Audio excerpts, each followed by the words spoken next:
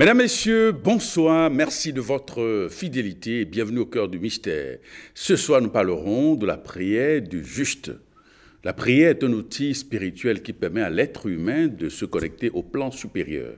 Mais quelle est la spécificité de la prière du juste? Quels en sont les avantages? Les explications de notre spécialiste du jour nous édifieront davantage sur cette prière, cette forme de prière.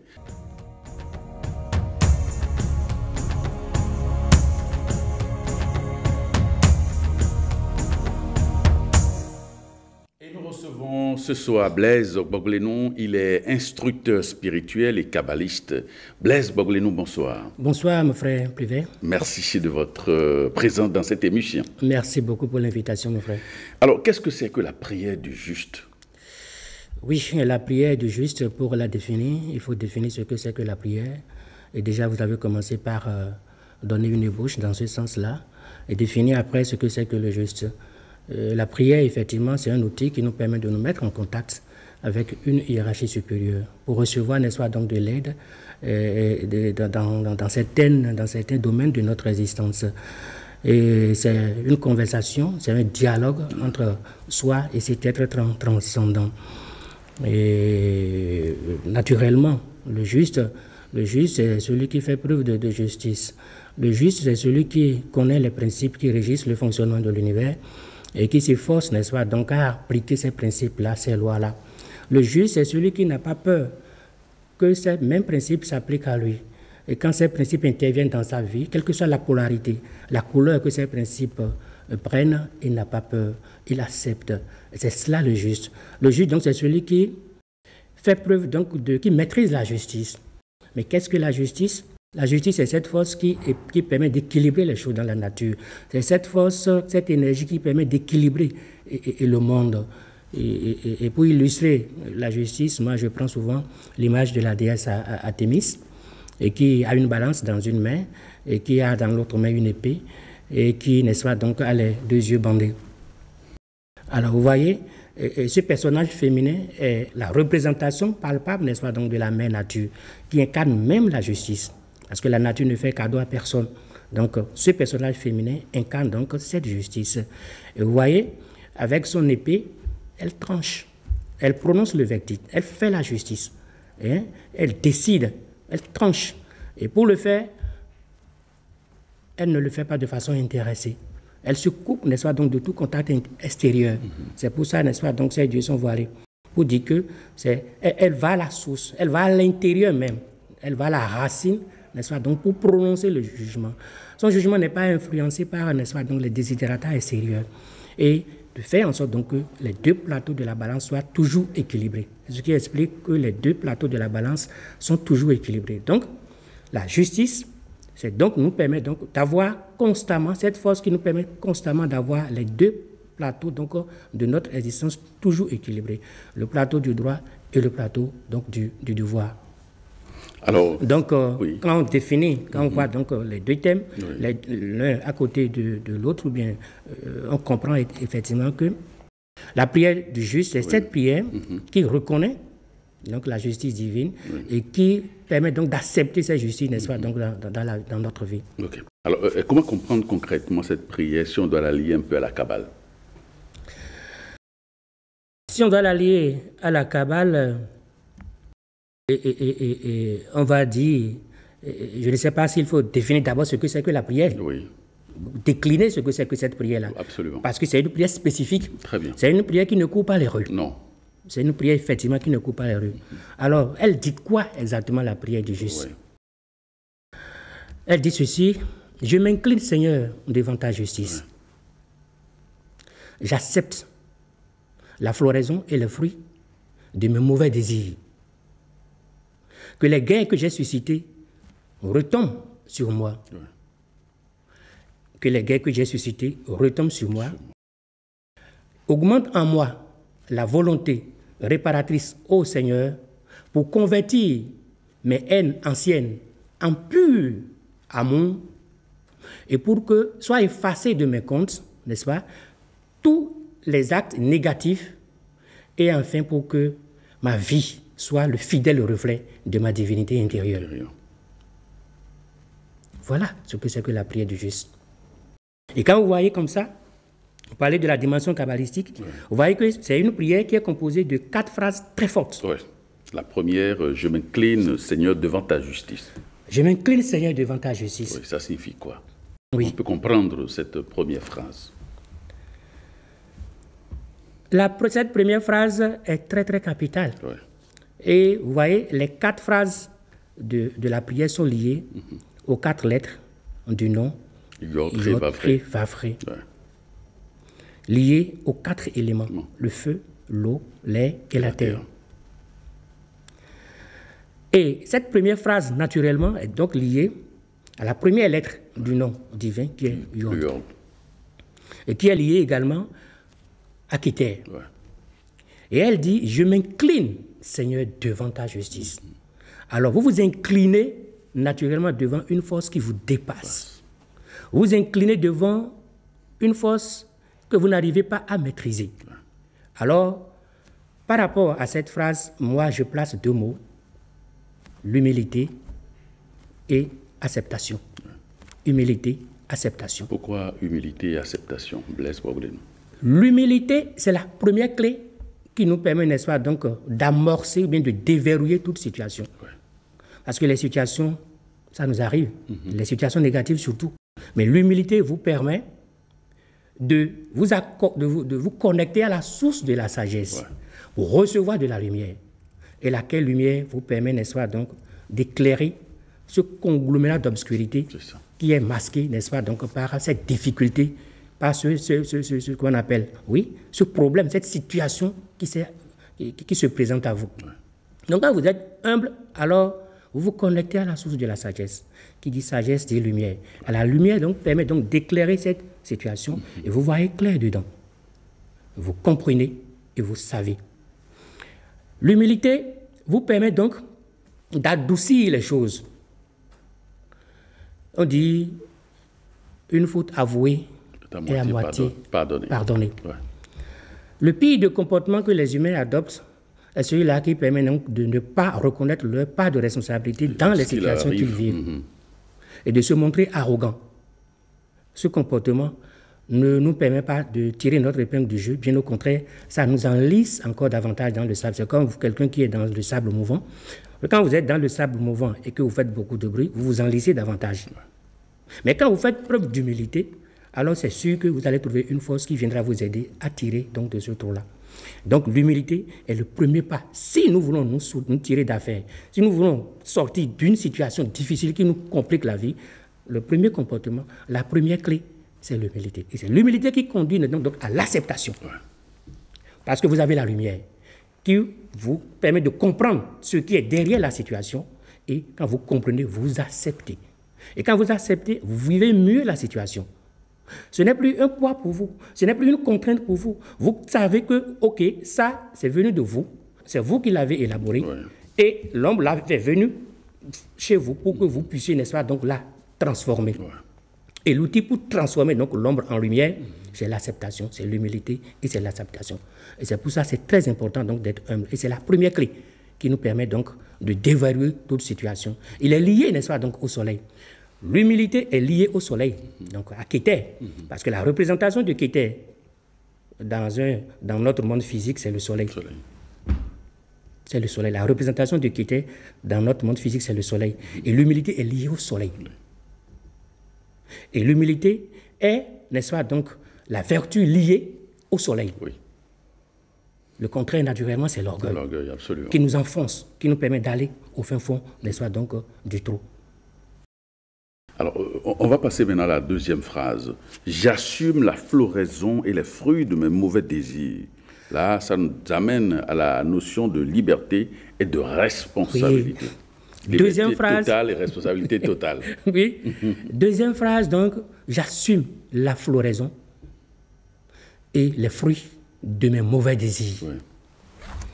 Donc, le 2 qui nous renvoie à la deuxième lettre du nom divin, c'est-à-dire Ré, la lettre Ré, oui, qui est intimement liée, n'est-ce pas, donc aux émotions, oui, à l'eau. Alors, on dit, j'assume la floraison et les fruits de mes mauvais désirs, de mes mauvaises eaux. Ça veut dire que je suis placé dans l'usage, de la responsabilité découlant de l'usage que je fais de mes eaux intérieures. Ouais. C'est avec nos émotions que nous attirons à nous tout ce qui nous arrive. C'est nos émotions qui nous permettent de tout créer. Alors, ces émotions sont teintées, n'est-ce pas, donc, de noir, sont teintées, n'est-ce pas, donc, d'obscurité. C'est normal que les fruits, ou bien la fleur, ou bien les fleurs et les fruits donc, de ces émotions-là, soient ces difficultés que nous vivons. Il faut y faire face. Donc, liberté, n'est-ce pas, donc, d'exprimer mes émotions, mais la pure responsabilité également d'assumer les conséquences, les fruits, les fleurs et les fruits que ces émotions-là vont engendrer dans ma vie. Donc, si je connais ce principe, je dois faire attention à mes émotions. Comment j'utilise mes émotions? Est-ce que c'est des émotions de peur que je manipule? Est-ce que c'est des émotions de haine que je manipule? Est-ce que c'est des émotions de jalousie que je développe? Alors, cette deuxième partie donc, de la prière du juste nous interpelle par rapport, n'est-ce pas, donc, à la façon dont nous utilisons nos émotions. Jésus a marché sur les eaux. On a pensé que, bon, il s'est déplacé sur un fleuve physique. Non. Ça veut dire qu'il a fait un travail qui lui a permis de maîtriser ses eaux, de calmer ses eaux. D'accord? Et de faire que ces eaux soient solides afin que lui puisse servir donc de ces eaux limpides pour se connecter à la source de l'amour et pour évoluer dans sa vie. Donc c'est très important. Deuxième phrase, j'assume la floraison et le fruit de mes mauvais désirs. C'est lié donc aux eaux, à nos émotions. Et il faut faire attention donc à nos émotions. Il faut faire attention donc à ce que nous distinguons comme émotion. Est-ce que c'est la haine ou bien est-ce que c'est l'amour? La troisième phrase, que les guerres, entre guillemets, que j'ai suscitées retombent sur moi. Là, on est dans l'étape VAV, responsabilité. Oui. Troisième phrase de la prière du juste, que les guerres que j'ai suscitées retombent sur moi. Il faut être courageux pour prononcer ces mots-là. Et là, vous faites appel directement à la justice divine. Que les guerres que j'ai suscitées retombent sur moi. Alors, troisième phrase qui nous renvoie donc à la troisième lettre du nom divin, à la lettre Vav. Vav, c'est la lettre qui représente le fruit, n'est-ce pas, donc de ce que nous avons semé. D'accord? Et ce fruit, effectivement, ça sort. Et quand ça sort, il faut le déguster. Ça veut dire que le karma est mûr. Et quand il est mûr, il faut, n'est-ce pas, donc l'avaler. C'est clair. Il faut l'avaler avec joie. Il faut l'avaler avec joie. Donc j'assume, ou bien, comment on appelle, que les gains que j'ai suscités retombent sur moi, nous renvoie donc effectivement au troisième sphère de l'arbre de vie qui est Bina. Où règne, n'est-ce pas, donc la loi. Oui, les seigneurs du karma. Les seigneurs du karma. Vous voyez, donc c'est Bina, les seigneurs du karma. Et nous demandons donc à ce que les seigneurs du karma soient agissants dans notre vie. C'est nous-mêmes qui demandons. C'est nous-mêmes qui demandons à ce que les seigneurs du karma soient actifs dans notre vie. Au fait, c'est nous-mêmes qui réclamons la justice de Dieu. Ça ne court pas les rues.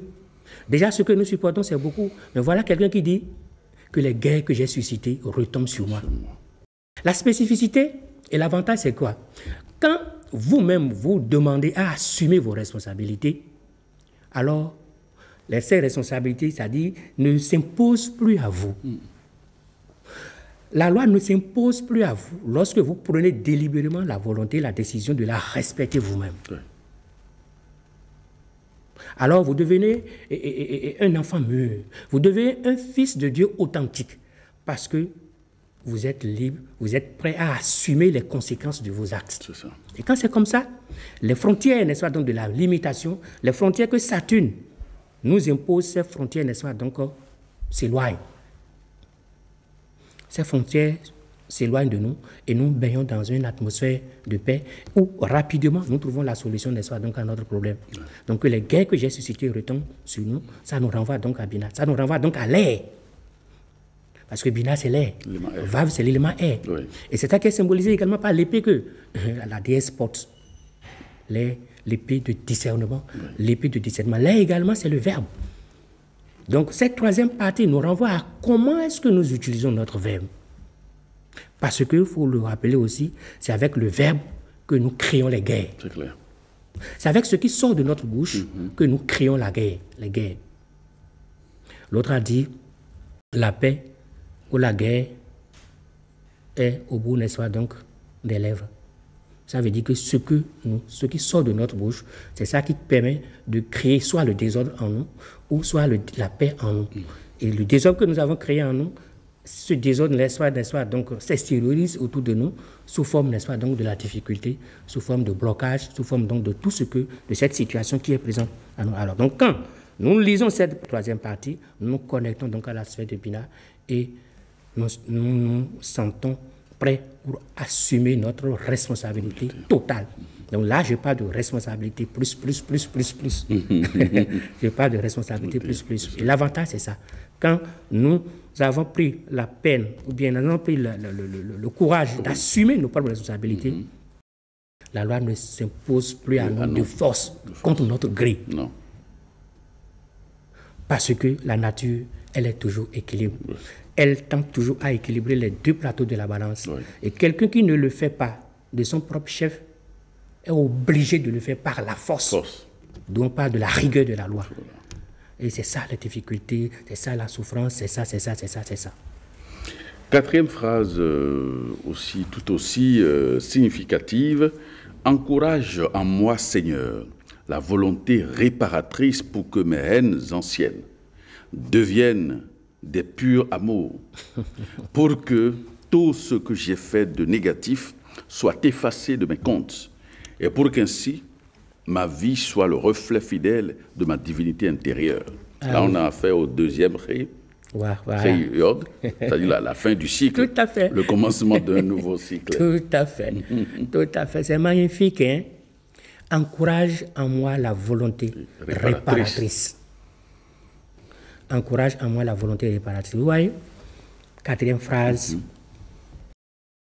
qui est en affinité donc avec le deuxième ri, comme vous l'avez dit, du nom de Dieu. Et qui est donc la fin du cycle. Ça veut dire que nous sommes à la fin, n'est-ce pas, donc de l'expérience. Cette expérience que nous avons commencée au début est arrivée à son terme. Mais la fin du cycle correspond au début d'un nouveau cycle en même temps. C'est pourquoi on dit que le deuxième ri est intimement lié, n'est-ce pas, donc à Yod, qui est la première lettre du nom divin. Alors, et ça se justifie dans cette phrase par le fait que la volonté intervienne encore, c'est-à-dire le fait que Kété encore intervienne. Encourage en moi la volonté réparatrice pour transmuer mes haines anciennes en pur amour. Ça veut dire que ça nous renvoie encore à la volonté. Ça nous renvoie encore à la graine. Et ça nous permet donc de nous connecter également. Parce qu'on dit, cette volonté va nous permettre de transmuer nos haines anciennes, c'est-à-dire nos mauvais désirs, en pur amour. Donc ça nous permet donc de nous connecter indirectement à ce réservoir d'amour et qui a la force, la possibilité, la capacité de transformer les choses, de transformer nos actes négatifs, de les effacer. Parce que là, nous sommes devant la miséricorde de Roquement. L'amour, pur amour, nous sommes dans la miséricorde de Roquement qui a la spécificité de transformer nos haines anciennes en pur amour, de d'effacer, parce que la prière continue en disant afin que soit effacé de mes comptes tout ce que j'ai fait de négatif. Ça, c'est la spécificité, effectivement, de l'amour de Roquement. C'est la spécificité donc de la miséricorde de Roquement. C'est la spécificité donc de la grâce de Roquement. Donc cette prière, cette partie nous permet donc de nous connecter indirectement donc à cette sphère, parce qu'il y a Kété qui est là, mais qui a vu le Père, a vu le Fils. Donc Kété est intimement lié, n'est-ce pas, donc à Roquement. Et lorsque la connexion est faite, effectivement, tout ce que nous avons fait de négatif est effacé. Le coup d'éponge est passé et nous commençons par mener une nouvelle vie. Nous sommes projetés, n'est-ce pas, donc sur une nouvelle terre. Deuxième cri, c'est la terre, n'est-ce pas? C'est la terre, le quatrième élément. Oui, absolument. Et cette nouvelle terre, c'est la terre de Chesed. C'est le paradis. Parce que là, la prière dit, afin que ma vie soit le parfait reflet de ma divinité intérieure. Afin que ma vie soit le parfait reflet de ma divinité intérieure. Et quand ma vie est le parfait reflet de ma divinité intérieure, alors ça veut dire que je baigne dans la paix, Oui. je baigne dans la sérénité, je baigne dans l'harmonie, tout réussit pour moi. Alors je me vois plonger, n'est-ce pas, dans le paradis du Chesed. C'est ça. Un paradis physique, matériel, et un paradis spirituel. Parce que Chesed nous parle donc de l'abondance, donc du paradis. C'est ça le jardin d'Éden. Très bien. C'est ça le jardin d'Éden. Donc, cette quatrième partie nous permet donc de nous projeter, donc nous brancher sur la sphère donc, de Chokma, sur la sphère donc, de Chokma, de nous brancher sur les courants donc, de la grâce, de la miséricorde de Dieu, qui nous permet d'effacer tout ce que nous avons fait de négatif. Rien ne résiste devant la grâce de Dieu. Très bien. Alors, on constate donc que la prière du juste est un puissant instrument de déblocage et de libération des énergies de la grâce divine à Chokma. Tout à fait. C'est un puissant outil de déblocage de toutes les situations compliquées que nous vivons. Oui. C'est un outil qui nous permet donc de nous connecter à la source de grâce de Chokma. Et la grâce de Chokma, rien ne résiste devant la grâce de Chokma. C'est le centre christique par excellence. Mais avant de bénéficier donc de ce centre christique, il faut passer par la loi, il faut accepter la loi. Il faut accepter la loi, parce que vous ne pouvez pas aller à Chokma si vous ne passez pas par Bina. Accomplis la loi et développe-toi. C'est par la loi que vous allez passer pour aller à Chokma. C'est pourquoi il est important donc d'accepter. Donc la prière du juste nous permet donc de nous connecter à ce réservoir. Oui. La miséricorde, tout ce que le monde physique a jugé d'impossible devient possible. Parce que la miséricorde, c'est le monde de toutes les possibilités. Oui. Même le karma ne résiste pas devant la miséricorde. Non. Le karma s'efface devant la miséricorde. Vous avez une maladie que vous traînez, vous avez quoi, vous avez quoi, vous avez quoi. Quand la miséricorde intervient, le miracle s'effectue. Et vous vous innocentez, vous vous ramenez, n'est-ce pas, donc à votre origine première, et vous vous ramenez donc à votre paradis céleste. Donc, c'est une prière qui nous permet de nous connecter donc à cette source de grâce de Chokma. Et comment, de manière concrète, comment mettre en place, ou peut-être comment est-ce qu'on peut utiliser de manière plus efficace cette prière-là? Comment est-ce qu'on peut utiliser de manière plus efficace cette prière? Déjà, il faut être courageux pour lire cette prière. Ça, c'est vrai. Il faut être courageux pour lire cette prière. Parce que quelqu'un qui dit « Je m'incline, Seigneur, devant ta justice. J'assume la floraison et les fruits de mon mauvais désir. Que les guerres que j'ai suscitées retombent sur ma tête, sur moi. Encourage en moi, Seigneur, la volonté réparatrice pour transformer mes haines anciennes en pur amour. Et pour que soient effacés de mes comptes tous mes actes négatifs, et afin pour que ma vie soit le parfait reflet de ma divinité intérieure. Il faut avoir beaucoup de courage pour prononcer ces phrases-là. Déjà, donc, la première clé consiste à lire cette phrase simplement. Lorsque vous lisez cette phrase, ces 3-4 phrases-là, déjà, vous êtes en train de sonner à la porte, n'est-ce pas, donc de Chokma. Vous êtes en train de vous montrer prêt pour vous assumer en tant qu'homme et en tant que Dieu. Vous êtes prêt pour assumer vos responsabilités. Vous devenez un adulte.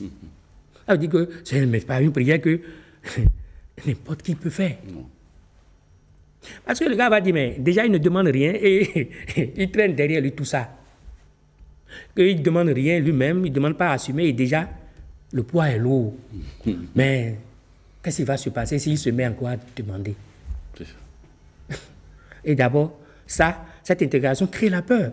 Absolument. Absolument.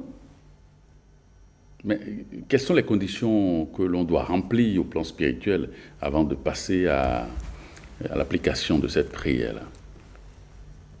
Les conditions que l'on doit remplir. S'il est donné à tout le monde de s'adonner à la récitation de cette prière. Oui, si je ne veux pas que tout le monde récite cette prière, je ne vais pas en parler sur les ondes. Absolument. Et quelle est l'origine de cette prière? Parce que les gens veulent en savoir davantage. Son origine, moi, mais je ne la connais pas. Et c'est vrai, je suis sincère. Oui. Je sais quand même qu'elle vient de très loin. Oui. Je sais qu'elle vient de très loin. Et maintenant qu'elle est à la portée de tout le monde, je crois qu'on doit s'en servir. On doit s'en servir. Oui. Et qu'en l'utilisant, on peut remonter à la source. Absolument. Je vais demander aux gens alors d'être courageux, simplement d'être courageux et de l'utiliser. Condition préalable, il faut être sincère avec soi-même. Et il faut être prêt à ne plus recommencer les mêmes erreurs. Ouais. Et il faut être sincère, il faut être prêt à ne plus reprendre avec les mêmes erreurs. Et il faut avoir un objectif, un idéal dans sa vie. Il faut être prêt à travailler, n'est-ce pas, donc pour des causes nobles. Ouais. Il faut avoir un cœur d'enfant.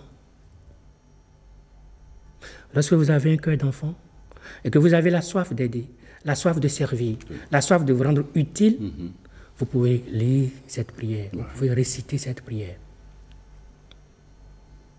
Et avant de le faire, demandez l'aide et l'assistance des anges, demandez l'aide et l'assistance des frères aînés, demandez l'aide et l'assistance de tous les maîtres de tous les temps, avant de le lire. Cette prière, on a vu dans la Bible pas mal, n'est-ce pas, donc, de ces applications, mais on n'a pas les yeux pour voir, pour savoir que, au fait, c'est la manifestation de cette prière qui est libérée dans tel verset, dans telle partie, dans telle partie, dans telle partie de la Bible. Parce que personne ne nous a dit.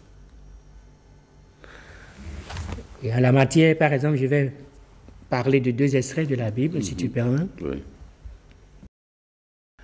Il y a l'histoire des 2 brigands qui ont été crucifiés avec le Christ. Oui. Les 2 barons qui ont été crucifiés au même moment que le Christ. Alors, il y a le brigand de la gauche, Gestas, et qui a commencé par insulter le maître. Toi, tu es le fils de Dieu. Tu es le maître du monde. Tu as beaucoup de pouvoir. Il faut te sauver. Sauve-toi et sauve-nous.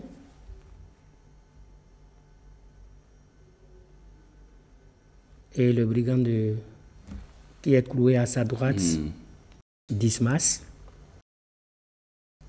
il s'est mis à injurier son second. Il dit, toi, tu n'as rien compris. Nous avons fait quelque chose. Nous sommes des brigands. Et nous sommes en train de payer pour ce que nous avons fait. C'est pour ça que nous sommes ici, sur la croix, avec lui. Donc, nous ne sommes par là de façon injuste. Et tu sais ça très bien. Donc, tu as intérêt à fermer ta bouche. Et il est allé loin, il a dit, maître, pardonne-moi et pense à moi quand tu seras dans ton royaume. Et le maître lui a dit quelque chose. Il dit, tout à l'heure même, tu es dans le royaume avec moi. Tout à l'heure même, tu es dans le royaume avec moi. Vous voyez un peu? C'est ça. Le brigand de la droite, il a fait cas de la prière de juste. Il a reconnu qu'effectivement, ce qui est en train de lui arriver là, il mérite ça. Et il demande pardon. Il demande de l'aide. Il demande de l'aide à la divinité, au représentant de la divinité qui est le Christ, qui incarne l'amour de Roquement. Et ça n'a pas raté. Il a dit, suis-moi. Tu es dans le royaume avec moi. Tu es dans le royaume avec moi. Et en même temps, vous voyez, les gens vont trouver bizarre ce brigand-là, ce malfaiteur, et qui est venu sur la croix, et qui a rencontré le Christ, et qui est allé dans le paradis. C'est une manifestation flagrante de la prière de juste. Et on a toujours lu cet extrait de la Bible, mais on n'a jamais compris la chose s'étendre. Ça veut dire que, effectivement, à chaque instant, à chaque moment que nous acceptons notre condition, alors nous tentons de nous connecter avec la grâce de Rockma. Et lorsque nous le faisons avec sincérité, avec humilité, et lorsque nous sommes prêts, effectivement, alors cette grâce nous est offerte. Et la situation est effacée. Et nous plongeons dans le royaume de paix, dans le royaume d'harmonie. Vous voyez? La deuxième illustration. Oui, c'est cette rencontre de Jacob et Esau. Jacob et Esau aussi. La rencontre de Jacob et Esau. Les deux frères de la Bible. Jacob, c'est le petit frère, n'est-ce pas? Esau est le grand frère. Absolument. C'est des frères qui se combattent. Jacob devait rencontrer son frère. Mais il a tellement eu peur compte tenu des antécédents qu'ils ont ensemble. Jacob a tellement peur qu'il dit, qu'est-ce que je peux faire pour que lors de cette rencontre-là, nous ne perpétuons pas, n'est-ce pas, donc, le règne du conflit, pour que nous puissions mettre un terme à ce qui nous divise, pour que la paix, effectivement, puisse venir entre nous. Il a réfléchi. Et tout ce qu'il a, troupeaux, femmes, esclaves, tout ça, il a pris un certain nombre, d'accord? Il a demandé, ok, allons-y, on ira, nous irons rencontrer, j'irai rencontrer mon frère. Et quand il voudra, n'est-ce pas, donc s'énerver, je vais lui offrir tout ceci. Ouais. Une partie de mon bétail, une partie de mes esclaves, une partie de mes enfants, une partie de ma femme. Et il les a alignés. Ouais. Et lui-même se met en premier rang. Et alors, effectivement, quand il a vu, effectivement, sur le chemin, quand il a vu son frère Esau arriver, il a paniqué. Il a paniqué. Et qu'est-ce qu'il a commencé par faire? Il a commencé par se prosterner. Les textes sacrés nous disent qu'il s'est prosterné 7 fois. Il s'est prosterné 7 fois. Avant de se retrouver nez à nez avec son frère Esau. Et quand Esau l'a vu avec tout ça, Esau s'est vu désarmé complètement. Et quand il s'est fait, il s'est jeté dans ses bras. Et les deux se sont mis à pleurer. Au fait, c'est des preuves de la réconciliation. Les deux se sont mis à pleurer et c'est fini. Le contact est fait. L'harmonie est scellée. La grâce de Jacob est rentrée dans les lois que représente son frère Esau. Et l'union s'est établie, la paix s'est établie, l'harmonie s'est installée.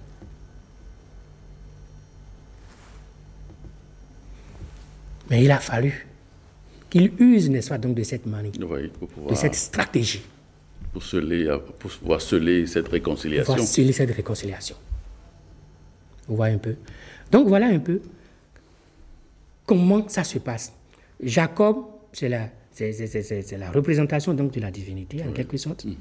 Et Esau, qui est le frère aîné, c'est le monde physique, avec toute sa dureté, avec toutes les difficultés que nous rencontrons, tout ça.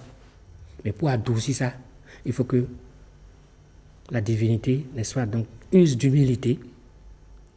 C'est par humilité que l'énergie donc de la grâce permet donc de pénétrer dans la rigueur de la loi pour l'adoucir. Il pouvait dire non, mais je suis le plus grand, parce que bien qu'étant le petit frère, c'est lui qui a la commande des choses. Par contre, l'autre, c'est lui l'héritier spirituel, c'est Jacob l'héritier spirituel. C'est lui qui incarne le pouvoir spirituel, alors que Esau, le pouvoir matériel. Et c'est pourquoi il est plus fort que lui, physiquement. Vous voyez? C'est pourquoi il est plus fort. Et naturellement, le monde physique, dans sa complexité, dans tout ce qu'il y a là, c'est un monde fort, effectivement. Ouais. Mais face à cette force-là, est-ce qu'il faut déployer aussi la force? La force intérieure, non. Non, il faut faire preuve d'humilité. Et c'est l'humilité qui permet donc d'adoucir, de calmer les hostilités extérieures pour créer la paix, pour créer l'harmonie. Et voilà la clé. Et la lettre Tav, certainement, elle a une force, une implication dans ce... Oui. Dans l'histoire de Jacob, Esau est venu avec 400 hommes. Esau est venu avec 400 hommes. Et d'ailleurs, tout ça qui a effrayé Jacob. Et 400, le nombre 400 nous renvoie à la lettre Tav. Tav, oui. Et Tav qui marque la fin du cycle. Du cycle. Tav qui marque la fin du cycle. C'est la dernière lettre hébraïque. Hébraïque. Et qui porte dans son ventre Voilà. une autre lettre hébraïque. hébraïque. Ça veut dire qu'on est arrivé à la fin du cycle. L'expérience est terminée. La douleur, ça a pris fin. Le manque, ça a pris fin. La souffrance, ça a pris fin. La maladie, c'est sa fin. Donc, Tav marque donc la fin de l'expérience et en même temps nous permet d'ouvrir, n'est-ce pas, donc, un nouveau cycle. Alors, l'ange numéro 10, Aladia, Dieu propice. Oui. Quelle est son implication dans l'exécution de la prière? Vous avez demandé comment, de façon pratique également, travailler avec la prière, utiliser la prière du juste, la prière du juste. Nous pouvons travailler avec l'ange Aladia. Ouais. En quoi faisons? Aladia, Dieu propice, c'est un chérubin. Et en tant que chérubin, il est à Chokma. Ouais. Il faut qu'on explique les choses pour que les gens puissent bien comprendre. Ouais. Aladia a la spécificité de verser dans nos demeures philosophales l'essence qu'on appelle grâce divine. C'est elle qui détient le réservoir de la grâce divine. Elle a la possibilité de déclencher la grâce du Chokma pour la déverser dans Bina. Parce que Aladia se situe sur le sentier Chokma-Bina. Donc, draine l'énergie de Chokma vers Bina. Donc, Aladia a la possibilité d'envoyer dans votre vie karmique, dans vos souffrances, dans votre difficulté, les énergies de grâce de Chokma. Et je viens de dire, quand la miséricorde, la grâce divine intervient, alors le karma est allégé, est adouci. Nous avons une raison supplémentaire pour utiliser Aladia, d'autant plus que Aladia est l'ange de l'année 2025. Aladia est l'ange de l'année cosmique 2025. Et tout le monde sait comment cette année est régie par la divine mère. Parce que c'est le 9. N'est-ce pas? Et le 9, c'est 3 fois 3. Absolument. Donc c'est Bina. Donc Bina en activité. Donc Bina, c'est karma. C'est pourquoi les gens parlent de beaucoup de difficultés, de beaucoup de souffrances. Pour adoucir un peu ces difficultés, nos karmas personnels, collectifs, pour notre nation, pourquoi pas travailler avec Aladia, qui a la force d'envoyer de la grâce du Chokma dans nos difficultés pour les adoucir, pour que le karma soit facile pour nous à porter. C'est ça. Comment travailler avec Aladia? Vous pouvez lire la prière de Aladia, l'invocation de Aladia. Oui, son invocation simplement. Ou on fait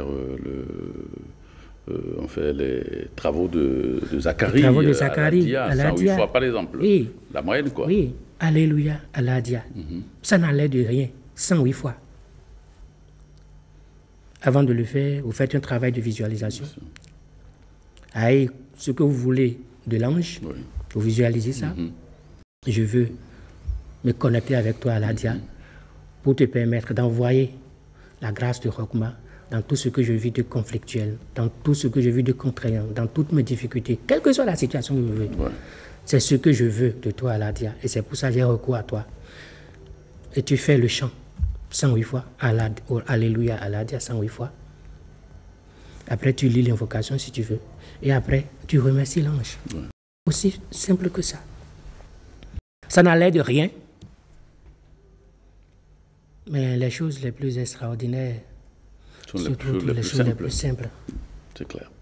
Et c'est forcément à cause de la simplicité du travail des anges que les gens n'accordent pas trop de crédit à ça. Voilà. Parce qu'on nous a habitués à ce qui est compliqué, de grands rituels, de tout.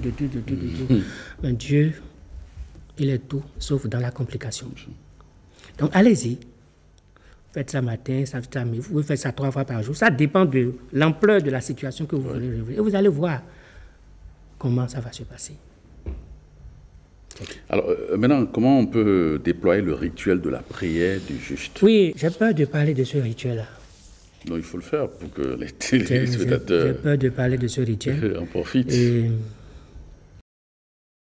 J'ai peur de parler de ce rituel. Pour le moment, je vais demander aux gens de se contenter de la prière. Oui.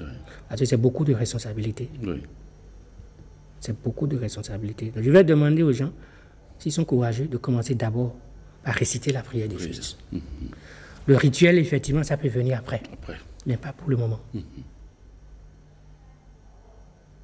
Pas pour le moment. Les téléspectateurs, vous leur demandez de se contenter donc de réciter la prière. La prière des justes. Oui.